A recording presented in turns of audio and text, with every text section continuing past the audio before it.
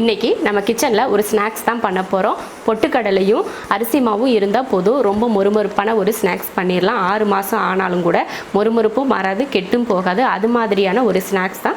வாங்க அந்த ஸ்நாக்ஸ் எப்படி பண்ணலாம் அப்படிங்கிறத பார்க்கலாம்.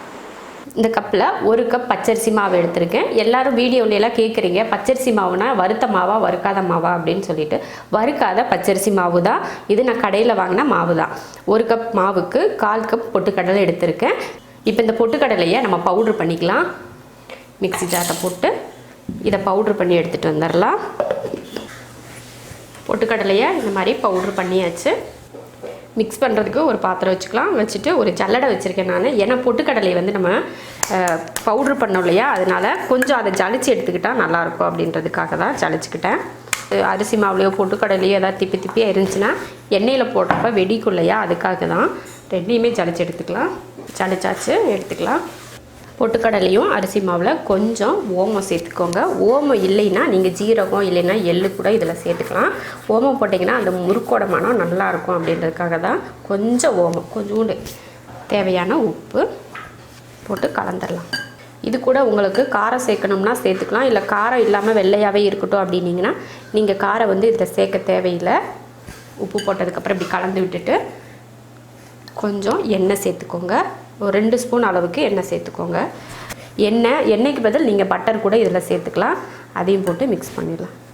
ஒரு 1/4 ஸ்பூன் அளவுக்கு மிளகாத்தூள் கூட நான் சேர்த்துக்கிறேன். கொஞ்சம் காரமாக, நம்மலாம் காரசாரமாக சாப்பிட்டா தான் கொஞ்சம் நல்லாயிருக்கும் இல்லையா, அதனால் கொஞ்சம் மிளகாத்தூள் நான் சேர்த்துக்கிறேன். உங்களுக்கு மிளகாத்தூள் விருப்பம் இல்லை அப்படின்னா நீங்கள் சேர்க்க தேவையில்லை. இப்போ இதில் கொஞ்சம் கொஞ்சமாக தண்ணி ஊற்றி பிசைஞ்சிக்கலாம். மொத்தமாக தண்ணி ஊற்றி பிசைஞ்சிடாதீங்க. லைட்டாக தண்ணி ஊற்றி கொஞ்சம் கொஞ்சமாக. ரொம்ப கொலன்னு இருக்கக்கூடாது, ரொம்பையும் கெட்டியாகவும் இருக்கக்கூடாது. நம்ம இப்படி பிடிச்சோம்னா இந்த மாதிரி பிடிக்கிற மாதிரி வரணும். உருண்டை பிடிக்கிறதுக்கு கரெக்டான இருக்கிற பக்குவத்தில் பிசைஞ்சு எடுத்துக்கணும். கையில் கொஞ்சம் எண்ணெய் தடவிக்கலாம். அப்போ தான் நம்ம மாவு உருட்டுறப்போ கையில் ஒட்டாமல் இருக்கும். அதுக்காக தான். இப்போ மாவு எடுத்துக்கலாம். இந்தளவுக்கு கொஞ்சமாக மாவு எடுத்துக்கோங்க. இது போல் உருட்டிக்கோங்க. இது போல் உருட்டிட்டு இப்படி இதை ஜாயின் பண்ணி விட்டுறணும். இந்த மாதிரி நல்லா ஒட்டி விடுங்க, இல்லைனா பொரிக்கிறப்ப பிரிஞ்சு வந்துடும். இதே போல் எல்லா மாவையும் இது போல் ரிங்கு போட்டுக்கலாம்.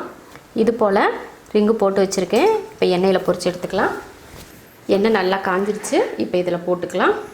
எல்லாருக்குமே முறுக்கு பொடியில் முறுக்கு புளியாக வராது. இந்த மாதிரி செஞ்சுக்கிட்டிங்கன்னா முறுக்கு செய்ய தெரியாதவங்க கூட செஞ்சுக்கலாம். வீட்டில் சாப்பிட்றதுக்கும் மொறுமொறுன்னு சூப்பராக இருக்கும். எவ்வளோ நாள் ஆனாலும் கெட்டு போகாது, அப்படியே இருக்கும் மொறுமொறுப்பு. இப்போ லீவில் வீட்டில் இருக்கிற நேரத்தில் எல்லாருக்கும் இது போல் செஞ்சு கொடுத்தீங்கன்னா சாப்பிட்டுக்கிட்டே ஜாலியாக டிவி பார்ப்பாங்க.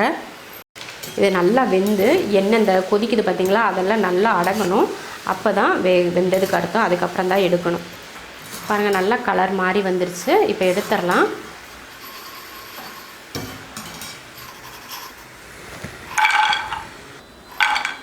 அவ்வளோதான். இதே போல் மற்ற எல்லாத்தையும் பொரிச்சு எடுத்துடலாம். ஸ்நாக்ஸ் செஞ்சு முடிச்சாச்சு. இது போல் ஸ்நாக்ஸ் நீங்களும் செஞ்சு பாருங்கள். நல்லா சாப்பிட்றதுக்கு வந்து மொறுமொறுப்பாக இருக்கும் சாப்பிட்றதுக்கு. நீங்களும் இது போல் செஞ்சு பார்த்துட்டு பிடிச்சிருந்தா லைக் பண்ணிவிட்டு ஷேர் பண்ணிவிட்டு கமெண்ட் பண்ணுங்கள்.